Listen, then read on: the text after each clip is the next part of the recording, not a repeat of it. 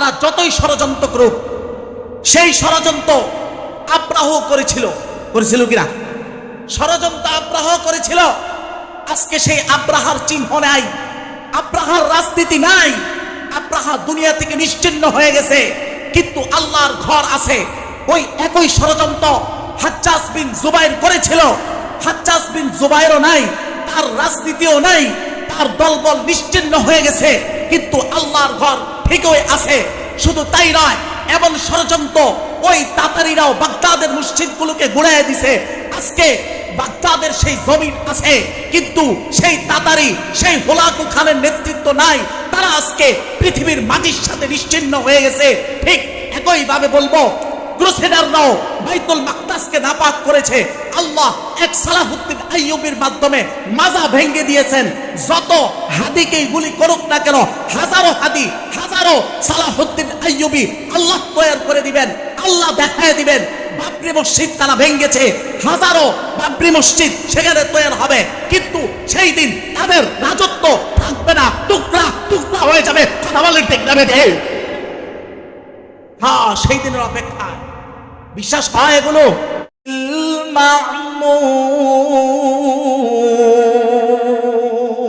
বলেন আল্লাহু আকবার। আল্লাহ বলতেছেন ওয়াল বাইতুল মামুর, আমি আবাদকৃত ঘরের কসম করলাম। কসম করেছেন কে? আল্লাহ। আবাদকৃত ঘর, মামুর মানে আবাদকৃত। এখন এই আবাদকৃত ঘরটা কোথায়, এটা জানার দরকার আছে না নাই? আসেন, সহিহ বুখারীর হাদিস, হাদিস নাম্বার 3207 নাম্বার হাদিসের বর্ণনা। রাসূলুল্লাহ বলেন,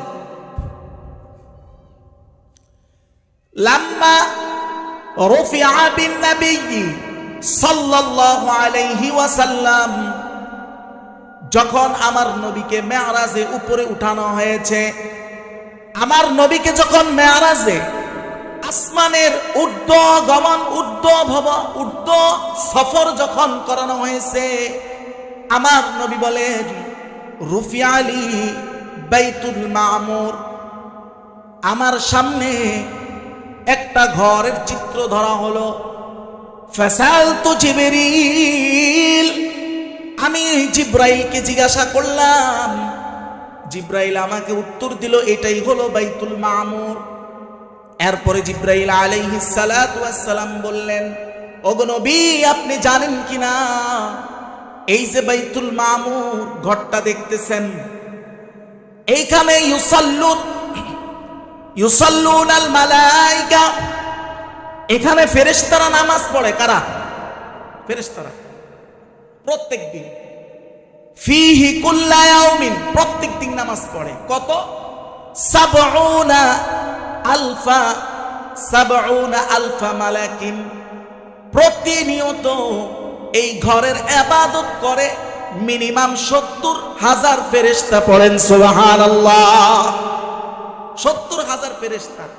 আরো আশ্চর্যের কথা হলো, হযরত জিব্রাইল বলছেন, ইজা খারাজু, ইবাদত করে যখন তারা বের হয় এখান থেকে, লাম ইয়াউদু ইলাইহি আবাদা, এই 70,000 দ্বিতীয়বার আর কখনো এখানে ইবাদত করার আর সুযোগ পাবে না। পড়েন না সুবহানাল্লাহ। তাহলে ফেরেশতার সংখ্যা গণনাযোগ্য না অগণিত? আপনারা একটু সামনে এসে বসেন প্লিজ, আপনারা একটু সামনে এসে বসেন, আমার কথা বলতে একটু সুবিধা হবে। একটু মেহেরবানি করে সামনে এসে বসেন, সামনে এসে বসেন, একটু কষ্ট করে সামনে এসে বসেন। আমার একদম সামনেই বাচ্চারা কথা বললে আমার আলোচনাটা ওইভাবে ভিতর থেকে আসবে না। আল্লাহু আকবার। তো প্রতিদিন কত হাজার ফেরেশতা? সবাই বলে না কত হাজার? 70,000 ফেরেশতা। 70,000 ফেরেশতা ইবাদত করে প্রত্যেক দিন। এরা আর দ্বিতীয়বার কখনো আসবে না, কারণ ফেরেশতার সংখ্যা অগণিত। কত অগণিত! আল্লাহু আকবার। ইমাম সুয়ুতির বিখ্যাত লিখিত কিতাব আদ-দুররুল মানসুর এর 13 নম্বর খণ্ড 694 নং পৃষ্ঠার বর্ণনায় তিনি বলেন, আল্লাহু আকবার, আল্লাহু আকবার। তিনি বলেন আল বাইতুল মামুর ফিস সামাইস সাবিআ, বাইতুল মামুর ওই যে স্থানটা, ওইটা হইল সপ্তম আসমানে। কততম আসমানে? সপ্তম আসমানে। হযরত জিবরাইল বলেন, এখানের বর্ণনায় আসছে ওয়াফি অফিস সামাইর রাবিআ, আর চতুর্থ আসমানে একটা ফিহি নাহরুন, একটা নদী আছে। কি আছে? নদী আছে। ইউকালু লাহু আল হায়াওয়ান, ওই নদীর নাম হলো হায়াওয়ান। ওই নদীর মধ্যে ইয়াদখুলু জিবরিল, ইয়াদখুলুহু জিবরিল, হযরতে জিবরাইল প্রত্যেক দিন ওই নদীতে যায়। ফায়ানগামিসু ইনগিমাসাতান, এইভাবে হাতটা সুবায়, হাতটা ডুবাইয়া দেয়। ওখান থেকে যখন হাত বের করে ফায়ানতাফিদু ইনতিফাদাতান, হাতটা এইভাবে ঝাড়া দেয়। এক এক ঝাড়ার মধ্যে এইভাবে ঝাড়া দেওয়ার সাথে সাথে ইয়াখিরু মিনহু সাবউনা আলফা কতরাতিন, ওইখান থেকে প্রায় ৭০,০০০ ফোঁটা নিচে ঝরে পড়ে। ইয়াখলুকুল্লাহু কুল্লা কতরাতিন মালাকা, হযরত জিবরাইলের হাত থেকে যখন ৭০,০০০ করে ফোঁটা ঝরে পড়ে, আল্লাহ প্রতি ফোঁটার বিনিময় একজন এক একটা ফেরেশতা সৃষ্টি করেন। একটু জোরে পড়েন সুবহানাল্লাহ। এক একটা ফেরেশতা সৃষ্টি করেন। এটা দুররে মানসুরে এসছে, তবে ব্রেকেটে একটা কথা বলা ভালো, এটা দাঈফুস সানাদ।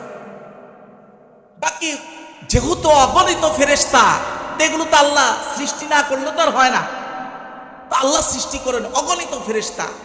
এই যে অগণিত ফেরেশতা সবাই আল্লাহর আইন নিয়ে ব্যস্ত, আর মুষ্টিময় কিছু মানুষ আমরা ব্রিটিশের তৈরি আইন নিয়ে ব্যস্ত। কথা বলেন ঠিক না বেঠিক? বাস্তবতা দেখেন আল্লাহ। এই জন্য আল্লাহ বলছিলেন মানুষ আশরাফুল মাখলুকাত, এর অর্থ কি? সৃষ্টির কি সেরা। আল্লাহ আবার বলতেছেন এই সৃষ্টির সেরা, এদের চাইতে অকৃতজ্ঞ অপদার্থ আর কেউ নাই। বলছেন কে?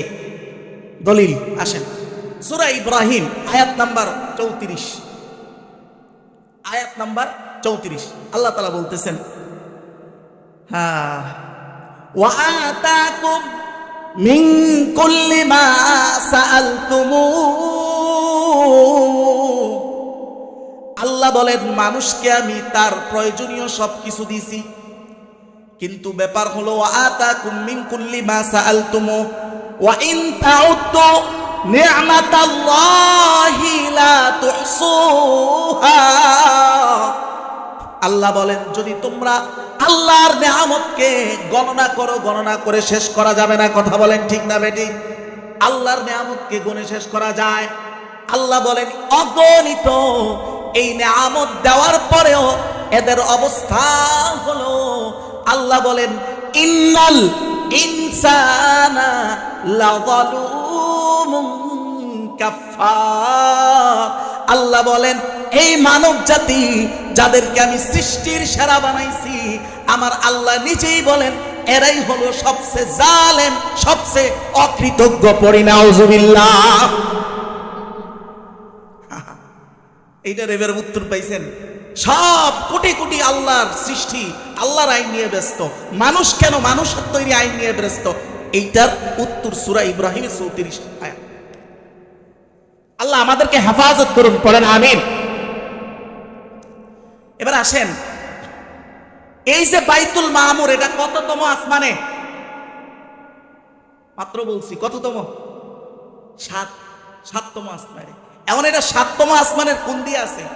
গনিয়ার বরাবর না মানুরির বরাবর? এটা জানার দরকার আছে নি? হ্যাঁ আসেন, আল্লাহ মুসনাদ আহমদের হাদিস, হাদিস নাম্বার 137 নাম্বার হাদিসের বর্ণনায় নবী বলেন এটা কোন বরাবর আছে? আল্লাহ নবী বলেন আল বাইতুল মামুর ফিস সামাইস সাবিআ, বাইতে মামুর সর্বপ্রথম ইবাদতের স্থান হলো এইটা আছে সপ্তম আসমানে। কোন বরাবর আছে? আল্লাহর নবী বলেন লাউ ইয়াখিরু মিনহু হাজারুন, যদি ওই বাইতুল মামুর থেকে যদি একটা পাথর খসে পড়তো, লাখাররা আলাল কাবাতি, ওই পাথরটাও কাবার উপরে পড়তো। বলেন সুবহানাল্লাহ। তার মানে এটা কোন জায়গার বরাবর? সবাই বলেন কোন জায়গার? কাবার বরাবর। তাহলে ধর্মীয় স্থান বা ধর্মীয় উপাসনালয়ের স্থান কি দুনিয়ার থেকে শুরু না আসমান থেকে? সবাই একটু বলেন না, কোন জায়গা? দুনিয়া না আসমান? আসমান। দুনিয়াটা শুরু হইল কোন জায়গা থেকে? দুনিয়াতে ইবাদতের স্থান সর্বপ্রথম সূরা আলে ইমরান, সূরা আলে ইমরানের 96 নং আয়াতের বর্ণনা। আল্লাহ বলেন ইন্না আউয়ালা বাইতিন উযিআ লিন-নাসি লাল্লাযী বিবাক্কাতা মুবারাকা ওয়া হুদাল লিল-আলামিন। বলেন আল্লাহু আকবার। আল্লাহ বলেন আল্লাহু আকবার। মাইক সেটিংটা কিন্তু খুব সুন্দর। মানুষগুলো আরেকটু আছে তো, অসংখ্য মানুষ আছে, আওয়াজ শুনতেছে, তারপরেও কেন যেন মাহফিলের দিকে আকৃষ্ট হইতেছে না। আজকের আলোচনাটা খুব জমায়া করা যাইতো। বাহিরে যারা আছে আল্লাহ তাদেরকে হেদায়েত দেখ, আসার তৌফিক দান করুক। পড়েন আমিন। আল্লাহু আকবার। এবার আল্লাহ বলতেছেন পৃথিবীর সর্বপ্রথম ঘর হলো কাবা শরীফ, যেটা আমি মক্কায় স্থাপন করেছি। কোন জায়গায়? মক্কায়। এটা হলো পৃথিবীর সর্বপ্রথম ধর্মীয় স্থান। আল্লাহ বলেন, আল্লাহ এটা দুইটা গুণ বলেন। একটা হলো এটা বরকতময়, দুই নাম্বার হচ্ছে সমগ্র বিশ্ববাসীর জন্য হেদায়েতের কেন্দ্র বানিয়েছেন যিনি, তিনি কে? আল্লাহ। কেমন বরকতময় দেখেন, এটা আলোচনা এদিকে গেলে লম্বা হয়ে যাবে। এইটাই বুঝেন যে মক্কা শরীফে মরুভূমির দেশ, তেমন কোনো কিছু কি সেখানে ফলন হয়? হয়। কিন্তু এমন কোন জিনিস আছে সেখানে পাওয়া যায় না? আছে এরকম? সব পাওয়া যায়। যখন মরুভূমি ধুধু, কোনো মানব বসতি নাই, কোনো পানির ব্যবস্থা নাই, তখনও হযরতে ইসমাইল আলাইহিস সালাতু ওয়াস সালামের পায়ের ঘষায় পৃথিবীর শ্রেষ্ঠতম পানির উৎপত্তি আল্লাহ ঘটাইয়া দিয়েছেন। বলেন সুবহানাল্লাহ। হ্যাঁ, এটা বরকত। বরকতের আরো অনেক লম্বা ব্যাখ্যা করা যায়, তো সামনে আসে।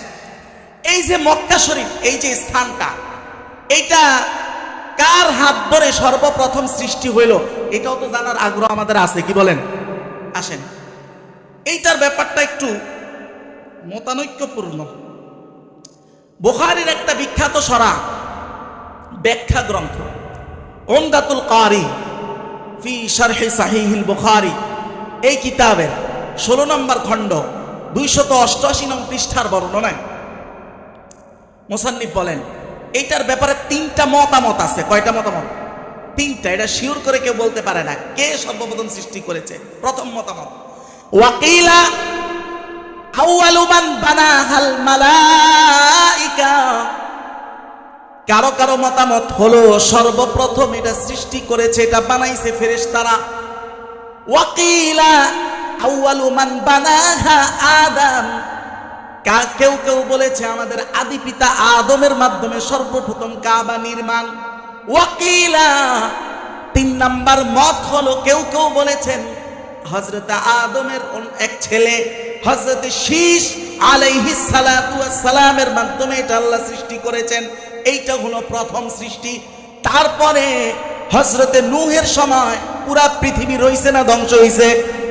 পুরা পৃথিবী ধ্বংস হয়ে গেছে, সব শেষ। শুধু ওই নৌকার মধ্যে যা ছিল তা ছাড়া সব আল্লাহ ধ্বংস করে দিয়েছেন। এরপরে আবার নতুন সংস্কারের দরকার হয়েছে কিনা? ওই সংস্কারটা কে করেছে? ওই সংস্কার করেছে সূরা বাকারা আয়াত নম্বর 127। আল্লাহ তাআলা বলেন ওয়াইদ ইয়ারফাউ ইব্রাহিমুল কওয়াইদা মিনাল বাইতি ওয়া ইসমাঈলু রব্বানা তাকাব্বাল মিন্না ইন্নাকা আনতাস সামিউল আলীম। বলেন আল্লাহু আকবার। আল্লাহ বলেন, হে নবী স্মরণ করুন ওই সময়ের কথা যখন হযরত ইব্রাহিম এবং ইসমাঈল কাবার ভিত্তি স্থাপন করলেন। বলেন সুবহানাল্লাহ। ভিত্তি স্থাপন করে আল্লাহর কাছে বললেন, রব্বানা, আমরা তো একটু দিনই কাজ করতে পারলে ভিতরে অহংকার আসে কিনা, ভিতরে বড়ত্ব আসে কিনা। তারা কাবার স্থাপনা করেও নবী হয়েও আল্লাহর কাছে এরপরে আবার দোয়া করতেছেন, আল্লাহ করছি তো ঠিক, কবুল করা না করা এটা কার ইচ্ছা। রব্বানা তাকাব্বাল মিন্না, হে আল্লাহ আমাদের পক্ষ থেকে এটা কবুল করে নেন। এই দোয়া নবী করতেছে, আর আমরা সামান্য কিছু করে আমাদের মধ্যে কি চলে আসে, রিয়া চলে আসে, ভাব চলে আসে। আল্লাহ হেফাজত করুন, বলেন আমিন। আল্লাহু আকবার। এবার এরপরে কাবার আরো অনেকবার সংস্কার হয়েছে, সংস্কার হয়েছে, জাহিলি যুগেও সংস্কার হয়েছে, রাসূলুল্লাহ নিজেও ছিলেন। কিন্তু আমার নবী, সবাই পড়েন সাল্লাল্লাহু আলাইহি ওয়াসাল্লাম, নিজ হাতে নিজ উদ্যোগে সর্বপ্রথম কোন মসজিদ তৈরি করছেন কে বলতে পারবেন? হ্যাঁ হ্যাঁ, কে বলছেন এটা? মাশাআল্লাহ মাশাআল্লাহ মাশাআল্লাহ। হ্যাঁ, আসেন কিভাবে তৈরি করলো এটা একটু শুনি। আল্লাহু আকবার। বুখারীর বর্ণনা 456 নং হাদিসের বর্ণনা বলা হচ্ছে, লাম্মা কদিমান নবী সাল্লাল্লাহু আলাইহি ওয়াসাল্লাম ইলাল মদিনা, আমার নবী মক্কায় থাকতে না পেরে হিজরত করে মদিনায় যাইতে হয়েছে কি হয় নাই? যখন মদিনায় তিনি রওনা দিয়ে গেলেন, সর্বপ্রথম তিনি মদিনায় ঢুকলেন না। ফানাজালা বিআলাল মাদিনাতি ফি কুবা, মদিনার একটা উঁচু জায়গা, দূরত্বে অনেক দূর আছে, মদিনা থেকে একটা উঁচু জায়গা, ওই জায়গার নাম হলো কুবা। ওই জায়গায় ফাআকামা রাসূলুল্লাহ ওই জায়গায় অবস্থান করলেন। ওই জায়গায় অবস্থান করলেন কতদিন? বর্ণনাকারী বলেন 14 লাইলাতান। মোট নবীজি সাল্লাল্লাহু আলাইহি ওয়াসাল্লাম মদিনায় প্রবেশের আগে কুবা নামক স্থানে 14 দিন পর্যন্ত অবস্থান করছেন। কয়দিন? 14 দিন। ওই 14 দিনের অবস্থান কালে সুম্মা বানা হাদাল মসজিদ হুনাক, ওই সময় রাসূলুল্লাহ এই মসজিদটা তৈরি করেছেন, যেটা আজকের নাম অনুযায়ী মসজিদে কুবা। সৌদি আরবে যারা গেছেন মসজিদে কুবার নাম শুনছেন না? হ্যাঁ, মসজিদে কুবা, বা হজে যারা গেছেন তারা হয়তো জানেন মসজিদে কুবা নামে একটা মসজিদ আছে। এইটা রাসূলুল্লাহ মদিনার মসজিদের আগে কি করছেন? ভিত্তি স্থাপন করেছেন, তৈরি করেছেন। এরপরে তো রাসূলুল্লাহ মদিনায় চলে গেলেন। মদিনায় যাওয়ার পরে কুবা মসজিদে রাসূলুল্লাহ মাঝে মাঝে আসতেন। বুখারীর বর্ণনা 1193 নং হাদিসের বর্ণনা। কত? 1193। সাহাবী বলেন, কানান নবিয়্যু, ভাই আপনাদেরকে একটু অনুরোধ করবো, আসেন না, বসেন, ওই যে চলে যাইতেছে। কানান নবিয়্যু সাল্লাল্লাহু আলাইহি ওয়াসাল্লাম, রাসূলুল্লাহ ইয়াতি মসজিদে কুবা, রাসূলুল্লাহ মদিনায় যাওয়ার পরেও কুবায় মাঝে মাঝে গমন করতেন, সফর করতেন, আসতেন। কবে? কুল্লা সাবতিন, প্রত্যেক শনিবারে। কিবারে? শনিবারে আসতেন। কিভাবে আসতেন? মাশিয়ান আও রাকিবান, হয় পায়ে হেঁটে আসতেন অথবা কোনো কিছুর উপরে সাওয়ার হয়ে আসতেন। একটু পানি দেন।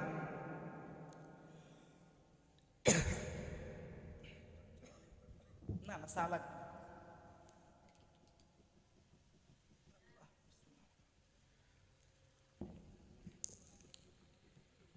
শুকরিয়া।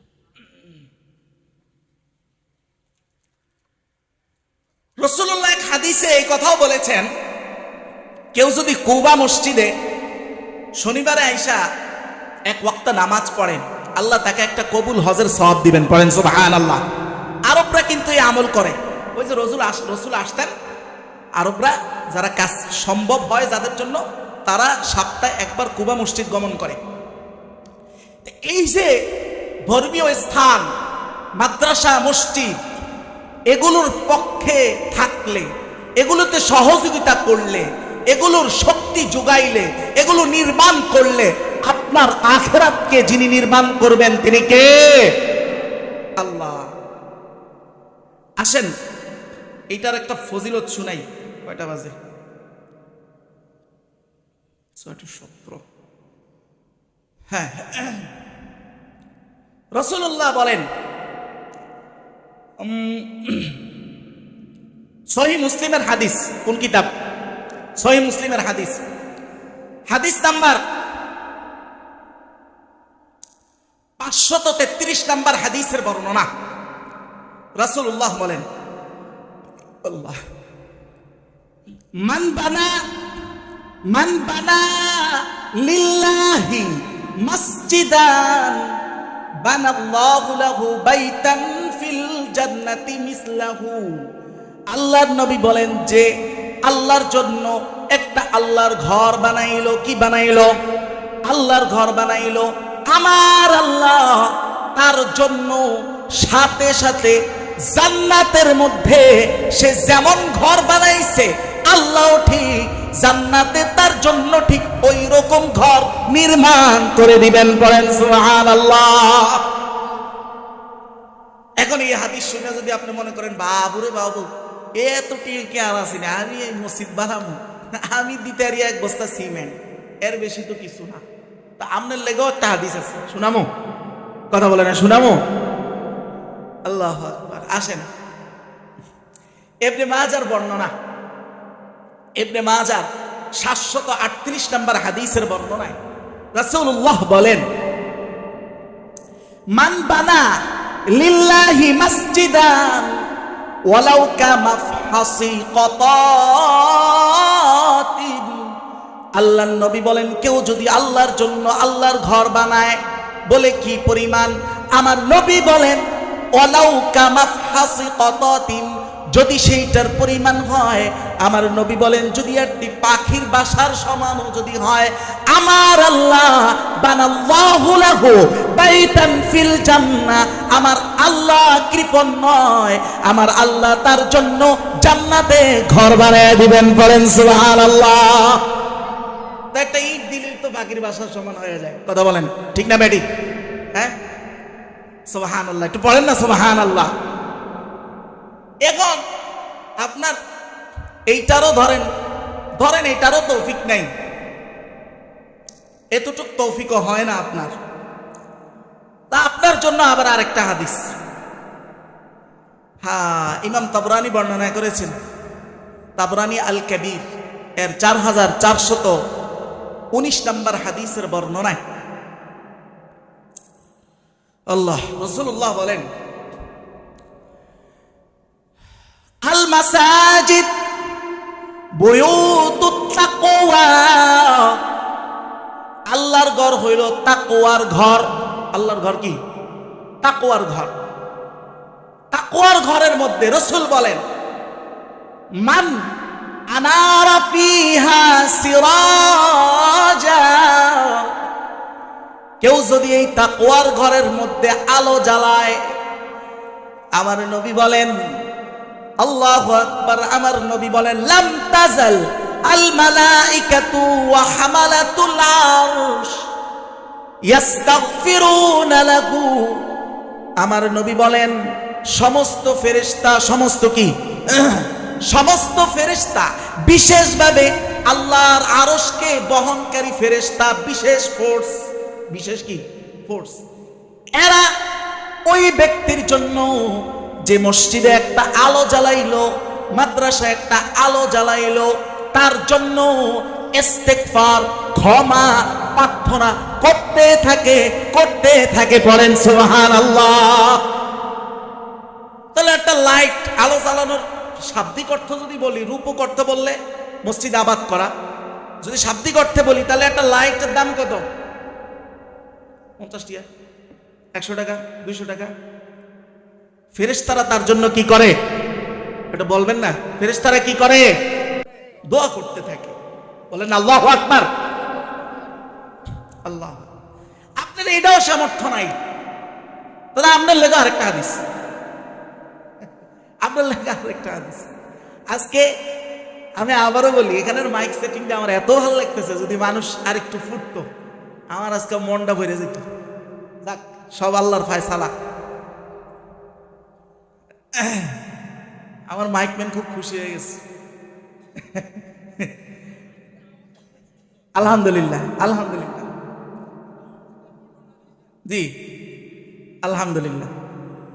দেখেন সামনে ইমাম তাবরানির বর্ণনা আরেকটা হাদিস, হাদিস নাম্বার 7473 নম্বর হাদিসের বর্ণনায় নবী বলেন, মান গাদা ইলাল মসজিদ লা ইউরিদু ইল্লা আন ইয়াতাআল্লামা শাইআন আও ইউআল্লিমাহু। আমার নবী বলেন, কেউ যদি মসজিদ মাদ্রাসায় যায়, কোথায় যায়? কি জন্য? লা ইউরিদু ইল্লা আন ইয়াতাআল্লামা শাইআ, শুধু বাচ্চাদেরকে পাঠাইবেন, বড়দেরও শিখার দরকার আছে না নাই? হ্যাঁ, কিছু শিখতে যায় অথবা শিখাইতে যায়, ছাত্র অথবা উস্তাদ। আল্লাহর নবী বলেন, কালা লাহু কাআজরি হাজ্জিন তামিন হাজ্জাতুহু।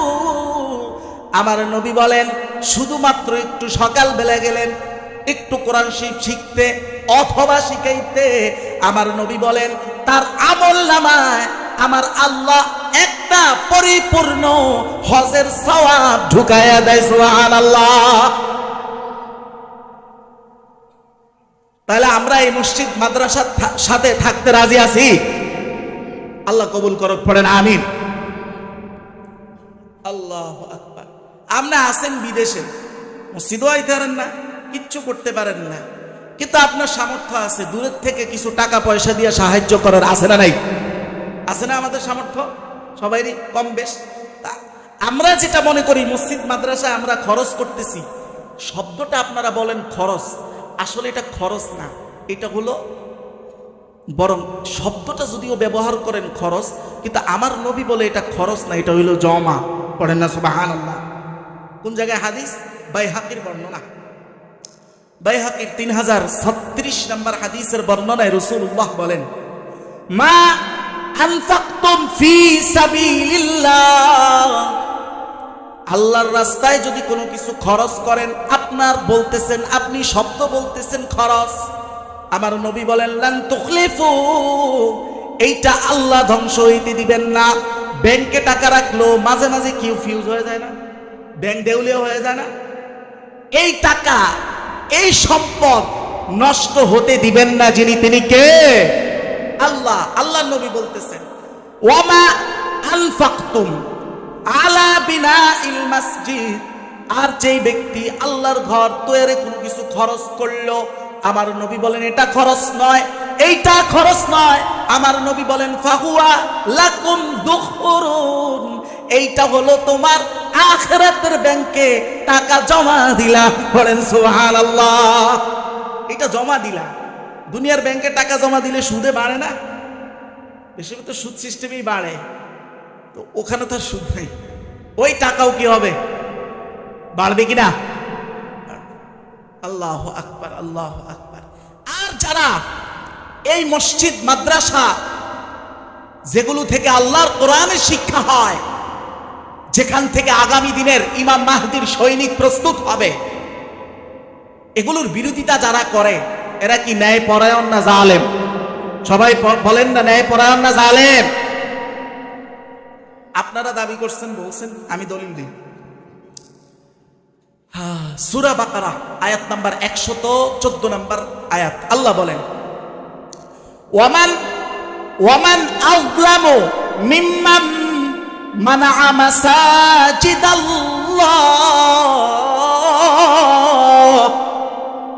আল্লাহ বলেন তার থেকে জালেম আর কে আছে? ওয়ামান আযলামু মিম্মান মানাআ মাসাজিদাল্লাহি, আইয়ুযকারা ফীহা ইসমু, তার থেকে জালেম কে আছে যে আল্লাহর ঘরে আল্লাহর ইবাদতে বাধা দেয়। নাউজুবিল্লাহ বলেন। তার থেকে জালেম কে আছে? এটা বলতেছেন কে? কথা বলে না, বলতেছেন কে? আল্লাহ। দেখেন এই জালেম আর জুলুম যারা করেছে, কয়েকটা ইতিহাস শোনাই। আল্লাহু আকবার। কয়েকটা ইতিহাস শোনায়। এই জুলুমটা করেছিল সর্বপ্রথম যার নাম এখানে আসে, আব্রাহা। নাম শুনছেন আপনারা? আব্রাহার নাম শুনছেন নি? আব্রাহা কেন জুলুম করছিল এটা অনেকেই জানেন না আপনারা। আব্রাহা মূলত সনার বাদশা ছিল। সে ওইখানে একটা কাবা ঘর বানাইছে। কাবা ঘরে তওয়াফ করতে আসলে তার ব্যবসা বাণিজ্যে, তার ওই দেশে টাকা ঢুকবে কি ঢুকবে না? ওখানে একটা অর্থনৈতিক লাভ আছে না নাই? তো সে চাইছে যে ওই কাবাটা ভাঙ্গা দাও, সনাতে, ইয়ামানের সনাতে একটা কাবা বানাইছি, তোমরা সবাই আরবরা এখানে হজ করতে আসো। বলেন না নাউজুবিল্লাহ। এখন সে এটা বানায়া অনেকদিন প্রসার করার পরে যখন দেখছে কাজ হইতেছে না, মানুষ আসতেছে না, প্রয়াস, সে চিন্তা করলো যে তাহলে ওইটা ভাঙ্গা দেয়। ওইটা ভাঙ্গা দিলে বাধ্য হয়ে কোথায় আসবে? ইয়ামানের সনায় আসবে। এই নিয়তে সে গেছে কাবা ভাঙতে। তো দেখেন ইতিহাস কিভাবে রচনা হয়েছে। আল্লাহু আকবার। তারিখে তবারি কিতাবের নাম কি? তারিখে তবারি, 2 নম্বর খণ্ড, 112 নং পৃষ্ঠার বর্ণনা। তাওয়াজ্জাহা আবরাহা ইলাল কাবাতি লিয়াহদিমা বাইতাহু। যখন ইয়ামানের সনআ থেকে আব্রাহা যখন তার সৈন্যবাহিনী নিয়ে আগাইতেছে কাবার দিকে, তার সৈন্যবাহিনীর মূল সোর্স ছিল সে হাতি বাহিনী নিয়ে আসছে। এটা জানেননি আপনারা? হাতি বাহিনী নিয়ে আসছে। যখন আস্তে আস্তে বর্ণনাকারী বলতেছেন ফালাম্মা দানা, যখন সে কাবার নিকটবর্তী হয়ে গেছে, সাথে সাথে আল্লাহর কুদরত, ফাবারাকাল ফিল, হাতিগুলো বসে গেছে। বলেন না সুবহানাল্লাহ। হাতি আর সামনে যায় না। হাতি কোথায় যায় না? সামনে যায় না। এখন তারা যতই ফাসাহু দারাবু, তারা পিড়াইতেছে, হাতিও চিল্লাইতেছে, সামনে আর যাইতেছে না।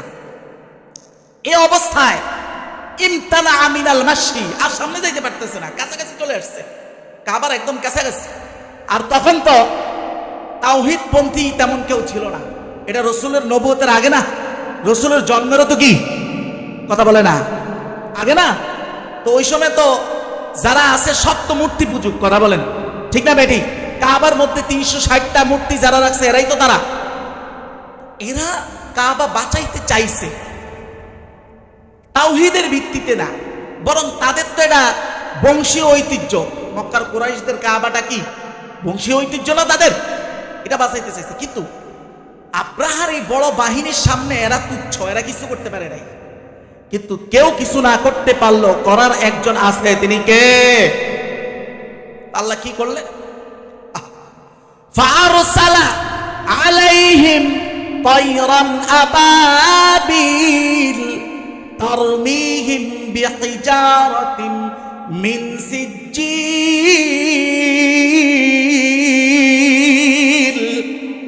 আল্লাহ বলতেছেন, আল্লাহ ফারসালা আলাইহিম তায়রান আবাবিল, আল্লাহ আপনারা এখানে তরজমা করবেন আবাবিল পাখি পাঠাইছে। আপনারা এটাই বলেন না আবাবিল পাখি পাঠাইছে? কথা বলেন না, বলেননি? এটা ভুল। আবাবিল পাখির নাম না, আবাবিল শব্দ এটা জমা বহু বছর, এটার অর্থ হলো ঝাঁকে ঝাঁকে, এটা পাখির নাম না। কথা কি বুঝছেননি? আবাবিল অর্থ কি? সবাই বলেন না অর্থ কি? ঝাঁকে ঝাঁকে। এটা আবাবিল পাখির নাম না, কিন্তু এটা আমাদের ভুল প্রসিদ্ধ হয়ে গেছে আবাবিল পাখি। আল্লাহ বলতেছেন তয়রান মানে পাখি, আবাবিল মানে হলো ঝাঁকে ঝাঁকে। বুঝাইতে পারছি কথা?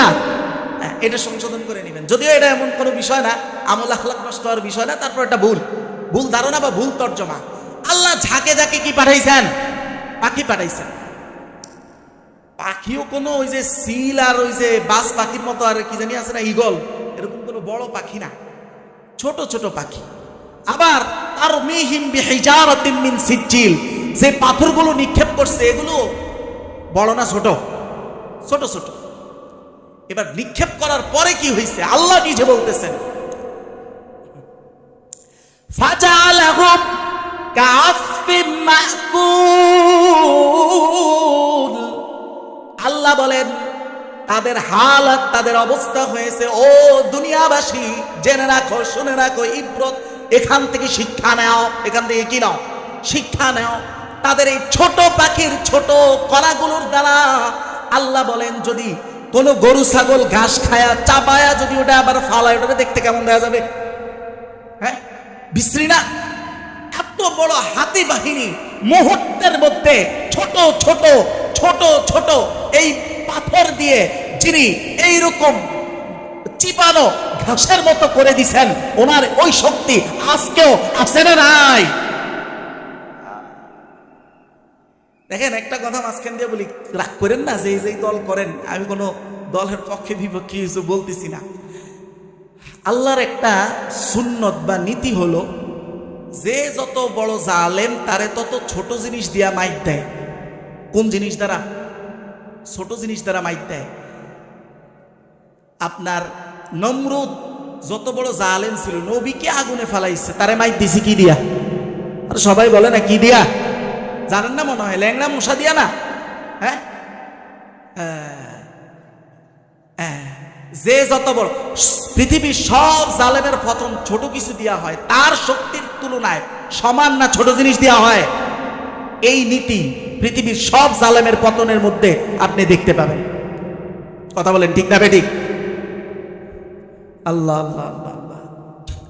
এরপরে এদেরকে এরকম করছে, কিন্তু আল্লাহ আব্রাহারে পলায়া যাওয়ার আবার সুযোগ দিছে। কি বুঝলেন?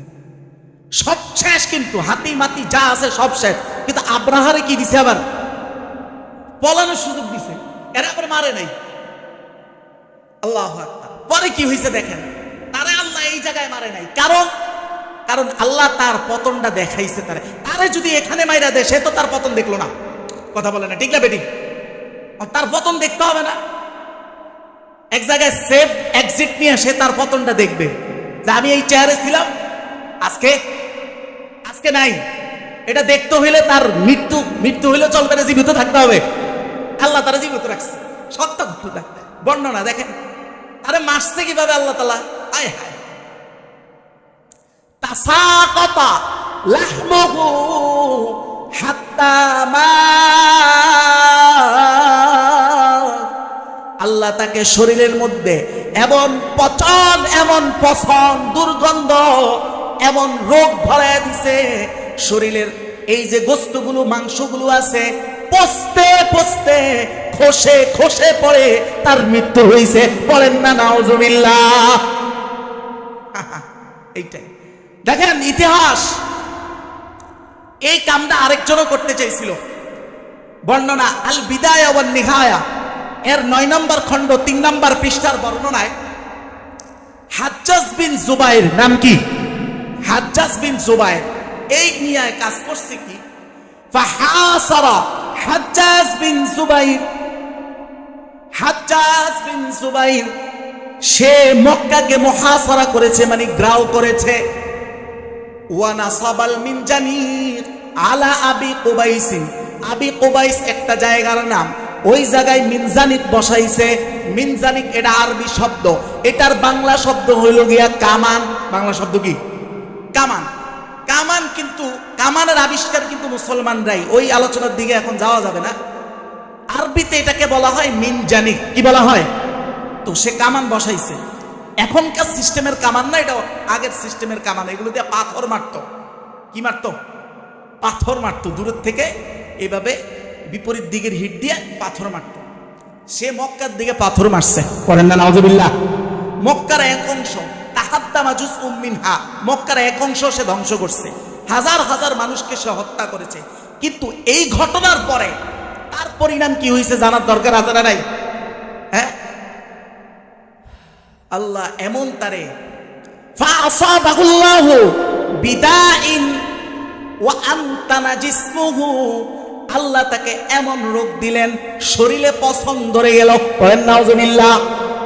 আল্লাহ ওই আগের জনের যে অবস্থা তারও সেই অবস্থা, পচতে পচতে শরীরের মাংসগুলো খসতে খসতে একটা অপমৃত্যুর মাধ্যমে এই জাহান্নামের দিকে গেছে।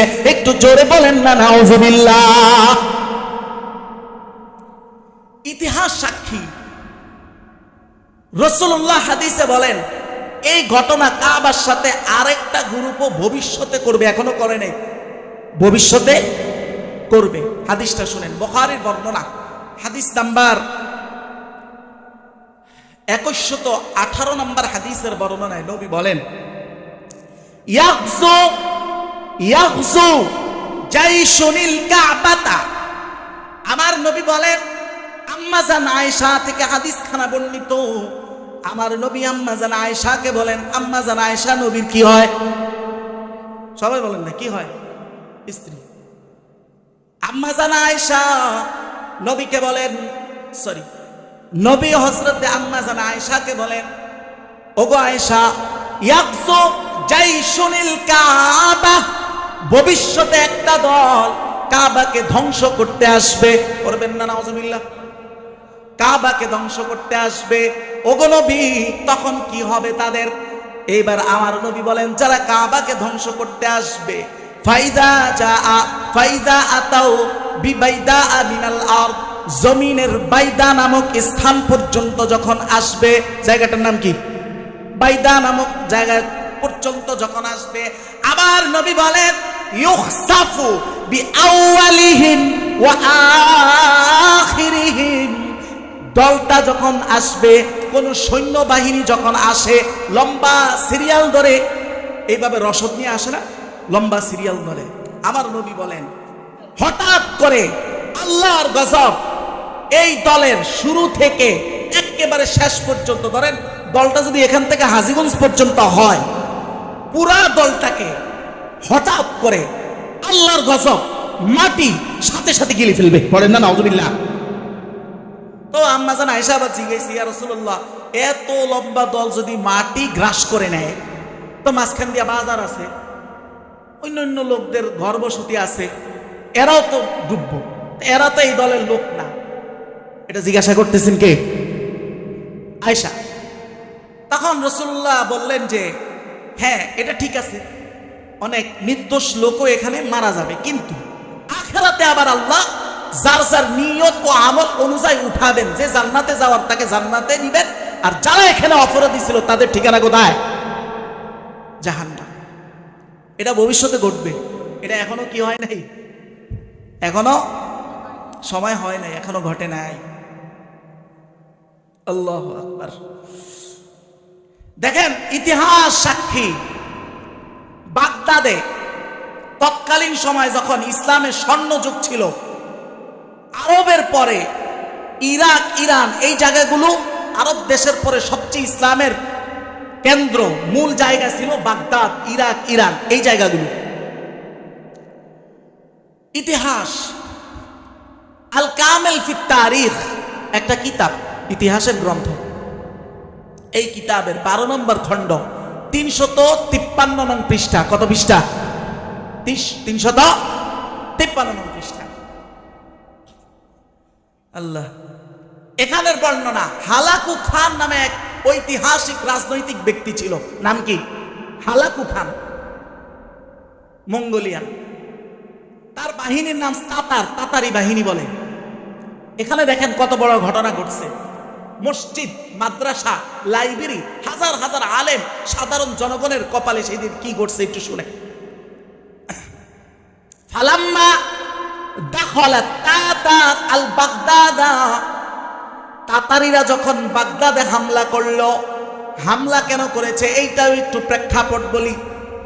আজকে দেখেন আলেমরা সামান্য সামান্য ইখতিলাফ নিয়ে একজন আরেকজনকে দেখতে পারে না, আছে না নাই?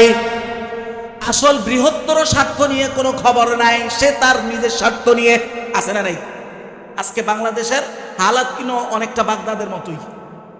আলেমরা সারাদিন এই মাসলা ওই মাসলা নিয়ে ডিবেট, এর বিরুদ্ধে ও এর বিরুদ্ধে চলছে তো চলছে।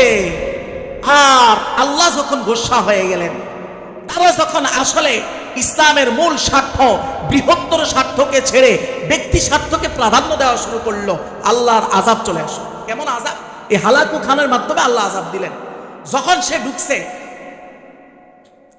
কতালু, কোন বর্ণনায় আছে 10 দিনের ব্যবধানে প্রায় 1,00,000 মানুষ সে হত্যা করেছে। বলেন না নাউজুবিল্লাহ। শুধু তাই না, ওয়াখারাবুল মাসাজিদ ওয়াল মাদারিস, যেই মাদ্রাসা মসজিদগুলোর কারণে এই আলেমরা নিজেদের মধ্যে দ্বন্দ্ব করত, আল্লাহর আযাব এত ভয়ঙ্কর। যখন হালাকু খানের মাধ্যমে এদের উপরে জিল্লতি আল্লাহ চাপায়া দিল, মুহূর্তের মধ্যে বাগদাদের বেশিরভাগ মসজিদ, বেশিরভাগ মাদ্রাসা হালাকু খানের বাহিনী গুড়াইয়া দিছে। বলেন নাউজুবিল্লাহ। শুধু মসজিদ মাদ্রাসা গুড়াই নাই, লাইব্রেরিগুলো যা আছে, ওয়াহরাকুল কুতুবাহুম, তাদের সব বইগুলো, বই পুস্তক যত লাইব্রেরি আছে সব পোড়াইয়া দিছে। বাগদাদের পাশে একটা নদী আছে, ওইটার নাম হলো তিগ্রেস নদী। কি নাম? এই নদী কলমের কালি আর রক্ত দুইটা মিল্লা লালসা কালো, পুরা নদীর রং হয়ে গেছে। বলেন না নাউজুবিল্লাহ। কিন্তু এটাও ইতিহাস সাক্ষী, এই ঘটনা তারা কয়দিন টিকে ছিল? ইতিহাস বলে লামিয়াতুল, বেশি দিন যায় নাই। এই হালাকু খানের এই মঙ্গোলিয়ানদের মধ্যে আল্লাহ তাআলা তাদের নিজেদের মধ্যে ফাটল ধরাইয়া দিছে। তারা নিজেরা নিজেদেরকে হত্যা করে তারা দুনিয়া থেকে নিশ্চিহ্ন হয়ে গেছে। পরে নাউজুবিল্লাহ। ইতিহাস সাক্ষী, মসজিদ মাদ্রাসা আল্লাহর ধর্মীয় প্রতিষ্ঠানকে আঘাত করে কেউ টিকতে পারছে? কেউ টিকতে পারে নাই। হ্যাঁ, ইতিহাস। বাইতুল মাকদাস এখন তো আমাদের হাতে নাই, এর আগেও একবার আমাদের হাতে ছিল না। তখন সুবহানাল্লাহ, বাইতুল মাকদাস তৎকালীন সময় সালিবিয়ুন বলা হয় ক্রুসেডার, যারা খ্রিস্টান ক্রুসেডার, নাম শুনছেননি আপনারা? ক্রুসেডার, যারা ক্রুসেডার তারা বাইতুল মাকদাস হামলা করলো। কোন জায়গা হামলা করছে? কথা বলে না, কোন জায়গা? বাইতুল মাকদাস। এদিকে খেয়াল করেন ভাই, এদিকে সবাই খেয়াল করেন। বাইতুল মাকদাস হামলা করে সেখানে একদিনের ব্যবধানে, বর্ণনায় আছে, এই বর্ণনাটা আসছে আর রাউদাতাইনে 2 নম্বর খণ্ড 25 নং পৃষ্ঠা, 70,000 মুসলমানকে হত্যা করেছে। নাউজুবিল্লাহ নাই? আরো জোরে বলেন না নাউজুবিল্লাহ। 70,000। শুধু তাই না, ওয়াতান্নাসুল মাসাজিদ, বাইতুল মাকদাস আমাদের কততম কিবলা? প্রথম কিবলা না? হ্যাঁ, আচ্ছা, যদিও এটা নিয়ে একটু মতানৈক্য আছে। কেউ বলে যে না, প্রথম কিবলা আমাদের কাবা শরীফই। আচ্ছা, সেই আলোচনায় না ঢুকলাম। বাকি আমরা বাইতুল মাকদাসের দিকে ফিরে মুসলমানগণ, স্বয়ং রাসূলুল্লাহ 17 মাস নামাজ পড়ছে কি পড়ছে না?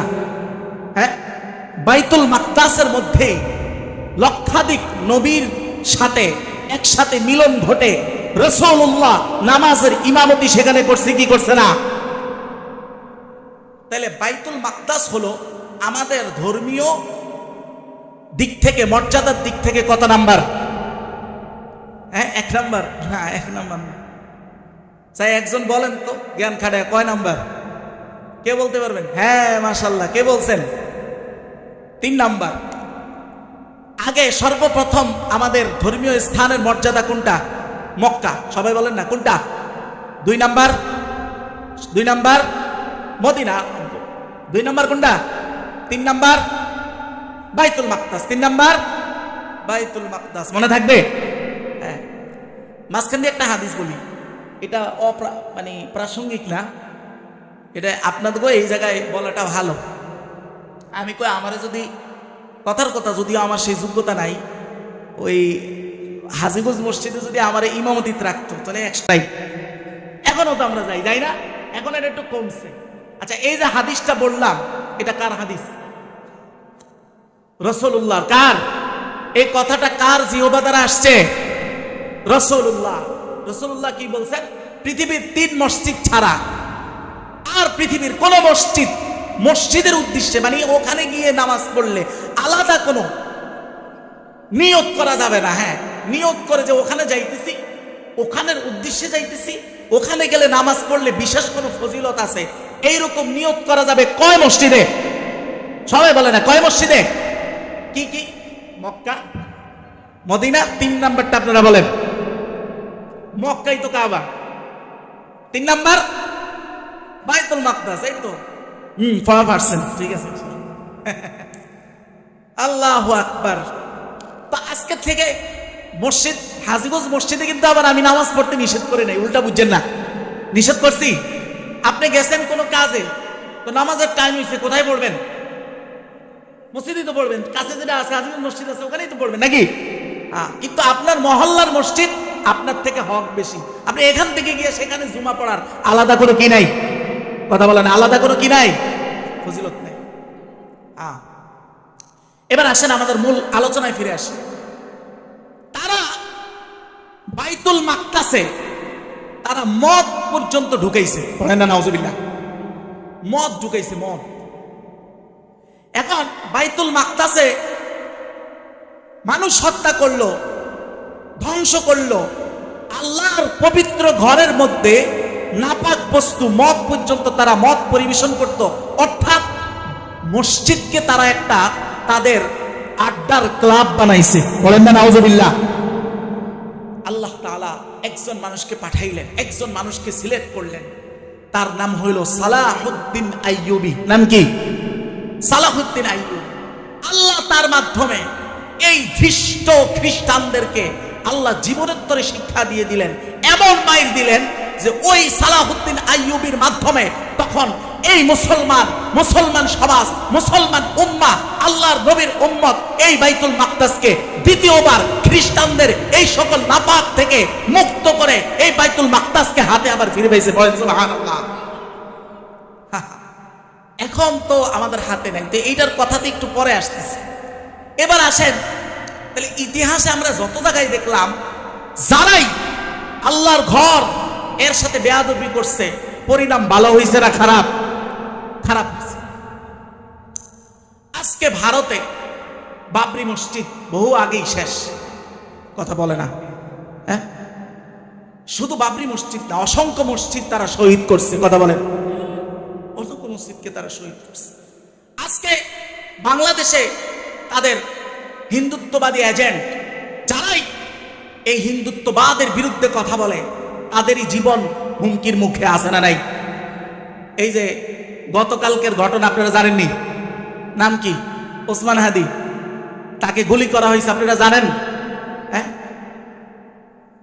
কারণ সে হিন্দুত্ববাদের বিরুদ্ধে সোচ্চার ছিল, সোচ্চার কণ্ঠ ছিল, তাকে গুলি করে দেওয়া হয়েছে।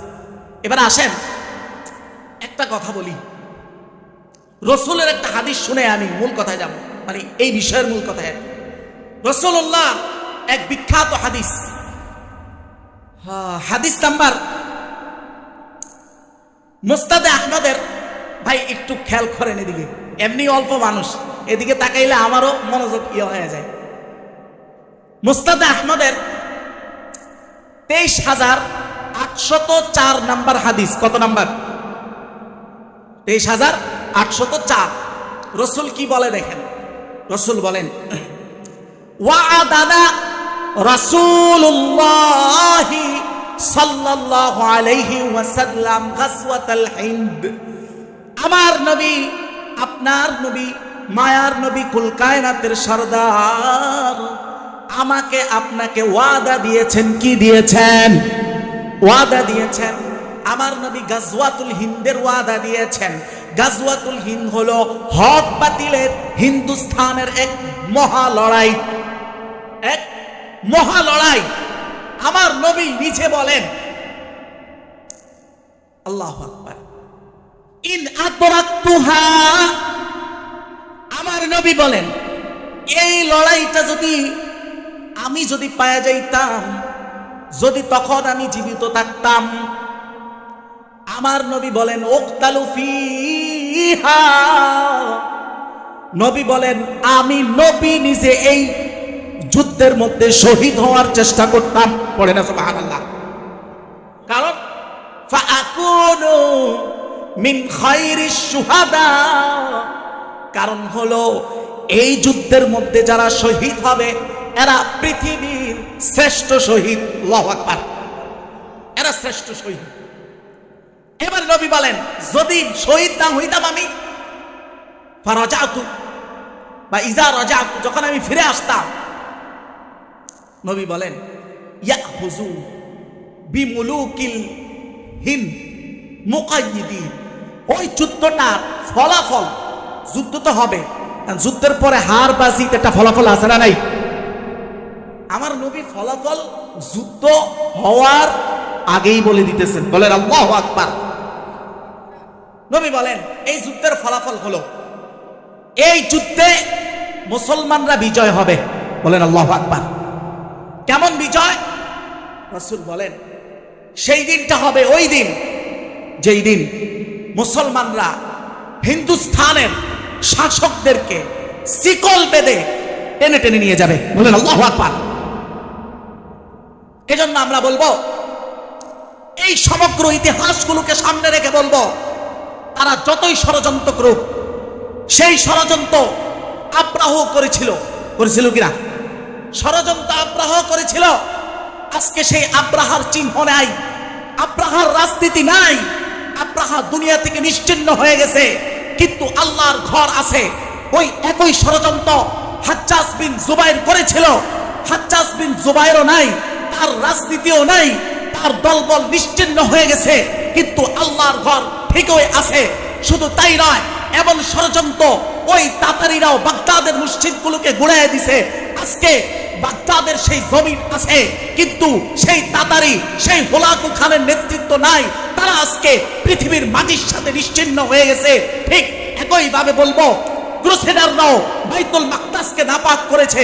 আল্লাহ এক সালাহুদ্দিন আইয়ুবীর মাধ্যমে মাজা ভেঙে দিয়েছেন। যত হাদিকেই গুলি করুক না কেন, হাজারো হাদি, হাজারো সালাহুদ্দিন আইয়ুবী আল্লাহ তৈরি করে দিবেন, আল্লাহ দেখায় দিবেন। বাবরি মসজিদ তারা ভেঙেছে, হাজারো বাবরি মসজিদ সেখানে তৈরি হবে, কিন্তু সেই দিন তাদের রাজত্ব থাকবে না, টুকরা টুকরা হয়ে যাবে। কথা বলেন ঠিক না বেঠে? হ্যাঁ, সেই দিনের অপেক্ষা। বিশ্বাস হয় এগুলো? টুকরা টুকরা হয়ে যাবে। করবেন কে? এখন তো আমাদের যুবকরা, আল্লাহ আকবার, একটু পানি দেন।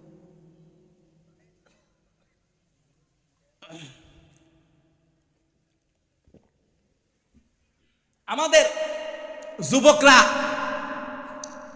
আধুনিক মনা, তাদের মধ্যে কোরআন সুন্নাহর যেই আকর্ষণ এটা কম। কারণ নাস্তিক্যবাদ, কারণ নাস্তিক্যবাদ যারা এথিক্স, এদের কথাই হলো এথিক্সরা কোরআনকে বিশ্বাস করে না, কোরআন তারা বিশ্বাস করে না। অথচ এই কোরআনের মধ্যে কোনো বিকৃতি আছে? হ্যাঁ, আজকে সমস্যাটা হচ্ছে কেন, একটা কথা আজকে বলি, কেন এই যে আপনারা যারা আমার সামনে বসে আছেন, এরা বেশিরভাগই কেউ কিন্তু জেনজি প্রজন্মের না। জেনজি প্রজন্মের বেশিরভাগই জেনজি প্রজন্ম না, জেনারেশন জেড না। দেখেন আপনি, আজকের প্রজন্ম মাহফিলে বসে না। কেন বসে না জানেন? এটি দুঃখের কথা, আমি ছোটখাটো মানুষ বললেও মানায় না। বক্তারা যেই ধরনের ওয়াজ করে, এই ওয়াজ এখনকার বর্তমান শিক্ষিত জেনজি প্রজন্মের 60% শুনেই না।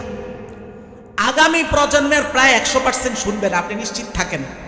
এই জন্যই ওই হিজবুত তাওহীদ একটা ভ্রান্ত দল আছে না নাই, এরা অলরেডি ঘোষণা দিছে। আমি প্রথম এদের এই কথাটা শুনে সিরিয়াসলি নেই। তারা বলে যে আগামী 20 থেকে 25 বছর পরে বা 30 বছরের মধ্যে এই দেশে ওয়াজ মাহফিল টোটাল থাকবে না। কোত্থেকে তারা এই কথা বললো? প্রথমে আমি মনে হচ্ছে এটা একটা বকআউট, কিন্তু এখন দেখলাম এটা বাস্তব। ম্যাক্সিমাম ওয়াজ মাহফিলের হালাত কিন্তু এরকম। কেন? কারণ আপনি যেই লেভেলের কথা বলেন, যারা একটু শিক্ষিত যুবক, তার কাছে আপনার কথাগুলোর কোনো ডিপ নাই, একদম পাতলা। তারা আপনার কথা শুনে আগ্রহ পায় না, তারা বসে না, তারা বিজ্ঞান মনস্ক। আপনার কথার মধ্যে যখন, অথচ বিজ্ঞান আগে না কোরআন আগে, কিন্তু আপনি কোরআনের মধ্যে যে সব আজকের দিনে যত সায়েন্স ডেভেলপ হয়েছে, সব সায়েন্স কোরআনের মধ্যে আল্লাহ বিভিন্নভাবে ঢুকাই দিছে, কিন্তু আমাদের আলোচকরা আলোচনার মান ওই পর্যায়ে করতে পারে না। না পারার কারণে এই যুব সমাজ এদের আলোচনাটা নেয় না। খুব যারা একটু ভাইরাল, দু একজনের আলোচনা নেয়, বেশিরভাগের আলোচনাই নেয় না। দেখেন এতটা আফসোস, আমি ওই দিন এক আলোচকের আলোচনা শুনতেছি, তো আমাদের বাংলাদেশের একজন ভাই বক্তা আছে কওমির, ওনার নাম হলো আইয়ুবী। শুরুতে কি আছে? আইয়ুবী চিনেন তো আপনারা নাকি? চিনেননি? খালেদ সাইফুল্লাহ আইয়ুবী চিনেন কে কে? হুজুর একটা ওয়াজ করেছে, ওয়াজের মধ্যে হুজুর এক জায়গায় স্লিপ অফ টান, মুখ ফসকায়া আবু যর গিফারি রে বুজর গিফারি শোনা যায়। কি শোনা যায়? বুজর গিফারি, আটা শোনা যায় না। আরেক বক্তা সেটাকে নকল করছে, সেও বলতেছে বুজর গিফারি। এবার আপনি চিন্তা করেন, যেই লোকটা আপনার সামনে আলোচনা করতে বসছে, সে যার নাম বলতেছে সে জানে না নামটা আসলে কি। তার আলোচনা দ্বারা আগামীর 20 বছরের ওয়াজ মাহফিল যে আসলে টিকবে না, এই কথা আসলে হিজবুত তাওহীদের সঠিক কথা বলেন, ঠিক না বেটি? আর কিভাবে প্রসিদ্ধ হয়ে যাইতেছে? বিভিন্ন ভাবে। যার একটু কণ্ঠ ভালো, যার একটু সুর ভালো, আপনারা তাকেই সিলেক্ট করেন। কোরআন হাদিসের ওই ইয়াটা আপনাদের মধ্যে নাই। কোরআন হাদিস যারা বলতে পারে, একাডেমিক লোক, এই লোকগুলোর অধিকাংশ একটা সমস্যা হয়, কি হয়? গলার কণ্ঠ কম, বাস মাহফিলে খায় না। মাহফিলে আনতেছেন কাকে? মানে আপনি ঠিক এমবিবিএস ডাক্তার রাইখা রাস্তায় যে ঠান্ডার তেল বেছে, খুব কথা সুন্দর বলতে পারে, এরকম একজন লোককে দিয়ে আপনি মাহফিল করাইতেছেন। ম্যাক্সিমাম মাহফিল এই দেশের 90%, আল্লাহি আল্লাহর কসম, 90% বক্তা এই লেভেলের। কথাটা শুনে কি খারাপ লাগলো? হ্যাঁ, 90% বক্তা এই লেভেলের, যার কারণে ধীরে ধীরে মাহফিলগুলোর যৌক শৌক পাল্টায় যাইতেছে। যুবকরা বসতেছে না, আপনি দেখেন না, যুবকরা বসতেছে না। কারণ কি জানা? ওরা তো আর আমারে চিনে না, চিনে না। ওদের আগের থেকে যেখানে আছে এনে কমন কথা ঘুরে ফিরে বলতেছে। ওই দিন আমি কথায় কথা আসে, চিনজি দিয়ে আসতেছি, তা আমি জুমা পড়াইলে আমি যেই ধরনের আলোচনা করি, এই দ্বারা আলোচনার জন্য প্রচুর পড়তে হয়, তো আমি জেহানের মধ্যে আলোচনা ঘুরাইতেছি, আর সিনজি হলে ওয়াজ করতেছি। কে ওয়াজ করতেছে? সিনজলা, একদম বক্তাদের মতো ওয়াজ করতেছে। ওনার ওয়াজের চড়ে আমি আমার ইয়েতে জেহান বসাইতে পারতেছি না। বলেন তো, এই লোকটা যা টানা ওয়াজ করতেছে, ওয়াজের জন্য আর আলেম লাগে? এটা বাস্তবতা, মাঠের বাস্তবতা। দেখেন কোরআনুল কারীম যে অবিকৃত, আজকে বিজ্ঞান ভিত্তিক কোন আলোচনা আমি ঢুকবো না, ঢুকতে পারবো না, কারণ সময় নেই। আমি দু একটা চমৎকার প্রমাণ দেই, একটু কঠিন বিষয়, তবে খেয়াল করবেন, যেহেতু আরো 10-15 মিনিট আছে, আমি আপনাদেরকে একটু কষ্ট দেই। আপনারা শুনতে রাজি আছেন? আলহামদুলিল্লাহ, আসেন না, এত ঠিক আছে ইনশাল্লাহ। দেখেন কোরআনুল কারীম যে আল্লাহর পক্ষ থেকে এই 1500 বছরে অবিকৃত রয়েছে, এর কয়েকটা প্রমাণ। কোরআনে আল্লাহ একটা সূরা নাজিল করেছেন, সেই সূরার নাম হলো সূরা মুহাম্মদ। সূরার নাম কি? মানে কার নাম? কার নাম এটা? রাসূলের নাম। মানে রাসূলের নামে সূরা আছে কয়টা? একটা। মুহাম্মদ এই শব্দটার মধ্যে অক্ষর কয়টা? আমি 3টা কইছি, দেখি আপনারা 3টা কইবেন। কয়টা? 4টা না? মুহাম্মদ, মিম হা মিম দাল, কয়টা হইছে? 4টা। আল্লাহু আকবার। দেখেন, এটা আমি নোট করে আনছি, এত কিছু মুখস্থ রাখা যায়নি। এই সূরা মুহাম্মদ পুরা সূরার মধ্যে মিম অক্ষর, মোহাম্মদের প্রথম অক্ষর কি? মিম। মিম অক্ষরটা ব্যবহার হয়েছে 223 বার। কয়বার? একটু কুইকলি আমার লগে উত্তর দিবেন, তাই আমি দ্রুত সামনে চলে যাব। কয়বার ব্যবহার হয়েছে? 223 বার। এরপরের অক্ষর কি? মিম হা। হা শব্দটা ব্যবহার হয়েছে শুধু 23 বার। কয়বার? 23 বার। এরপরের অক্ষর আবার কি? মিম। আল্লাহু আকবার। দেখেন আগের মিম কয়বার ব্যবহার হয়েছিল এই সূরার মধ্যে? দ্বিতীয় মিম ব্যবহার হয়েছে 201। 200 কত? 23। আচ্ছা, তারপরে শেষ শব্দটা কি? ডাল। ডাল ব্যবহার হয়েছে 35 বার। এবার সবগুলো অক্ষরকে যখন আপনি যোগ করবেন, যোগফল দাঁড়ায় 504। কত? সবাই সংখ্যাটা খেয়াল রাখেন, কত? 504।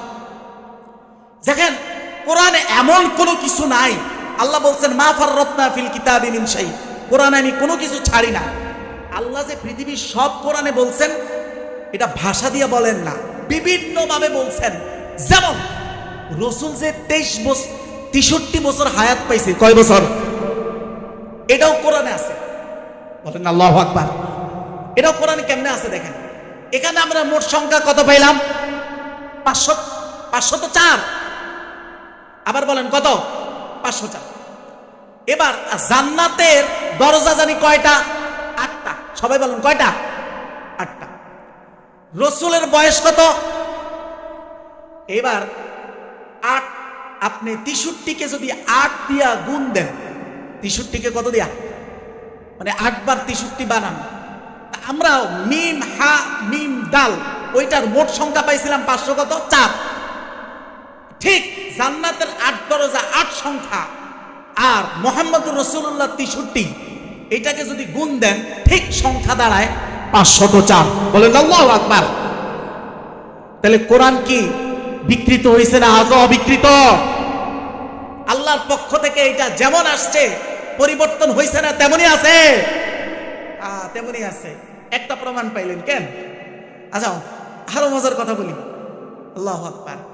সূরা ইউসুফ। কোন সূরা? সূরা ইউসুফ। সূরা ইউসুফ, হযরত ইউসুফ হইলেন হযরত ইয়াকুব আলাইহিস সালাতু ওয়াস সালামের ছেলে। কার ছেলে? ইয়াকুব আলাইহিস সালাতু ওয়াস সালামের কয় ছেলে আছিল কে বলতে পারবেন? হ্যাঁ আরে বলেন সাহস করে। একজন 10 বলছেন, একজন 11, আরেকজন বলেন সেই 12 কে বলছেন? মাশাআল্লাহ 12 ছেলে। কিভাবে? ওনার 2 ঘর না? ওনার হযরত ইউসুফ আলাইহিস সালাতু ওয়াস সালাম এবং বনিয়ামিন, এরা তো এক ঘরের। আরেক ঘরের কয় ছেলে? 10 ছেলে। মোট কত হইল? সবাই বলেন না কত হইল? 12। আশ্চর্য বিষয় কি জানেন? আল্লাহু আকবার। সূরা ইউসুফ, সূরা ইউসুফ কোরআন শরীফের সূরা সিরিয়ালে 12 নম্বর সূরা। বলেন আল্লাহু আকবার। কয় নাম্বার? 12 নম্বর সূরা। সূরা ইউসুফের মধ্যে যে আল্লাহ তাআলা হযরত ইউসুফ আলাইহিস সালাতু ওয়াস সালাম একটা স্বপ্ন দেখছিলেন কিনা এটা জানেন না আপনারা? হ্যাঁ, চন্দ্র সূর্য শেষ দেখা করে। মাশাআল্লাহ ওয়াজ করে ওয়াজের মজা বুঝতে দেখা যায়। এটা কিছু কিছু কইলে তো ভালো লাগে।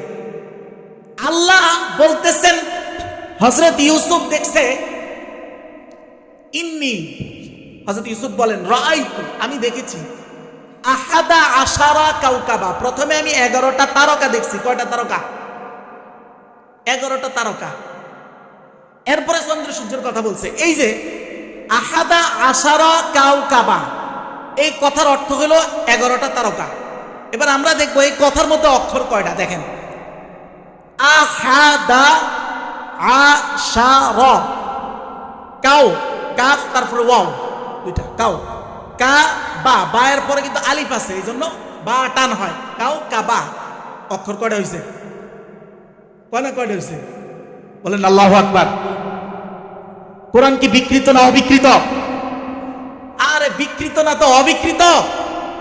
বলেন আল্লাহু আকবার। আচ্ছা, কোরআনের শুরুতে কিছু হুরুফে মুকাত্তাআত আছে, এটার বাংলা অর্থ হলো কাটা কাটা কাটা কাটা হরফ। যেমন আলিফ লাম মিম আছে না নাই? কাফ হা ইয়া আইন সাদ আছে না নাই? হ্যাঁ, সূরা মরিয়ম, মাশাআল্লাহ সব শিক্ষিত লয়ে বইছি।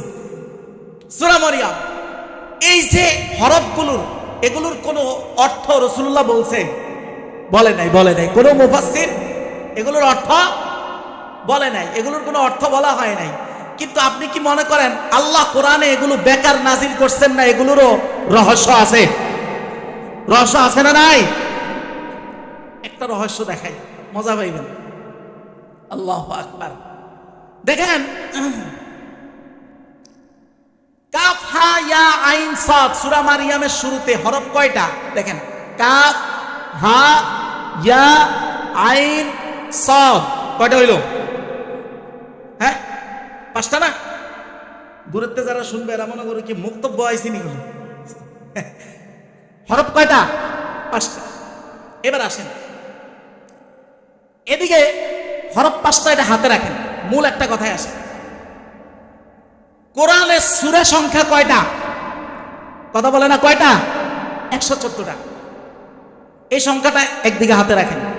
রাসূলুল্লাহ হাদিসে বলেছেন, উনজিলাল কোরআন আলা সাবআতি আহরুফ, কোরআন 7 হরফে নাজিল হয়েছে। এইটা একটা গভীর বিষয়। এইটা যেহেতু আজকের আলোচনার মূল না, এই জন্য এটা এখন বোঝানো প্রায় কঠিন। মানে কোরআন 7 ভাবে নাজিল হয়েছে। যেমন একটু বলি, আপনারা বিভ্রান্ত হয়েন না আবার। কোরআনের অনেক সিস্টেম আছে পড়ার। যেমন আমরা পড়ি সিরাতাল্লাযীনা আনআমতা আলাইহিম, হিম না? কোরআনের অন্য আরেক সিস্টেমে সিরাতাল্লাযীনা আনআমতা আলাইহুম, এইভাবে পড়ারও সিস্টেম আছে। তবে আপনি আন্দাজি আবার পড়েন না, না যাই না। কথা বুঝতে পারছেন? এইভাবে কোরআনের 7 সিস্টেম আছে। আপনারা যে কোরআন পড়েন এটা কয় সিস্টেম? সবাই বলে না কয় সিস্টেম? এক সিস্টেম। আরো তাহলে কয়টা আছে? আরো 6টা আছে।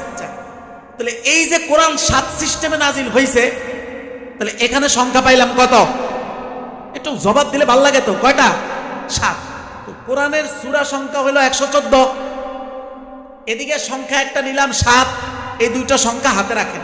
এবার আমরা সূরা মরিয়মের শুরুতে সংখ্যা হরফ পাইছিলাম কয়টা? 5টা। এবার আমরা দেখব বিসমিল্লাহ সহ পুরা সূরা মারইয়ামে এই প্রথমের হরফগুলো আয়াতের মধ্যে কতবার করে ব্যবহার হয়েছে। এবার আমরা একটু দেখি। দেখেন, আসেন। প্রথম হরফটা হলো কাফ। পুরা সূরা মারইয়ামে কাফ শব্দটা ব্যবহার হয়েছে 137 কতবার? দ্বিতীয় হরফ কাফ হা, পরের হরফ কি? হা। পুরা সূরা মারইয়ামে হা শব্দটা ব্যবহার হয়েছে 175 বার। কতবার? এরপরে কাফ হা ইয়া, তারপরের হরফ কি? ইয়া শব্দটা পুরা সূরা মারইয়ামে ব্যবহার হয়েছে 343 বার। কতবার? 343 বার। এবার কাফ হা ইয়া, তারপরে কি? আইন। আইন শব্দটা ব্যবহার হয়েছে 117 বার। কতবার? 117 বার। এবার বাকি রইল কোনটা? কাফ হা ইয়া আইন সাদ। সাদ শব্দটা কোরআনে ব্যবহার হয়েছে মোট, এই সূরা মারইয়ামে ব্যবহার হয়েছে মোট 26 বার। এবার সবগুলোর যোগফল হয় 798। কত? সবাই বলেন না কত? 798 পাইলেন যোগফল? এটা হাতে রাখেন। ওখানে আমরা কোরআনের সূরা সংখ্যা বলছিলাম 114, কোরআনের ভার্সন কত জানি? 7। কত জানি? 7। ঠিক ওই 114কে যদি আপনি 7 দিয়া গুণ করেন, ঠিক সংখ্যা বাড়ায়, সংখ্যা বের হয় 798। বলেন আল্লাহু আকবার। তার মানে কোরআন যে আল্লাহ যেইভাবে নাজিল করেছেন সেইভাবে আছে না? বিকৃত হয়েছে না? সেইভাবে আছে। আমরা সেই কোরআনের সাথে থাকতে রাজি আছি ইনশাআল্লাহ। যদি প্রয়োজন হয় কোরআনের জন্য নিজের জীবনকে আল্লাহর জন্য উৎসর্গ করতে আমরা কে কে রাজি আছি? 2 হাত আল্লাহকে উঠে দেখায় দেই। নারে তাকবীর। আল্লাহ আমাদেরকে কবুল করুন। হাত নামান। তাহলে মোটামুটি বেশ সময় হয়ে গেছে। তো আপনাদের কাছে আমি দোয়া কামনা করি।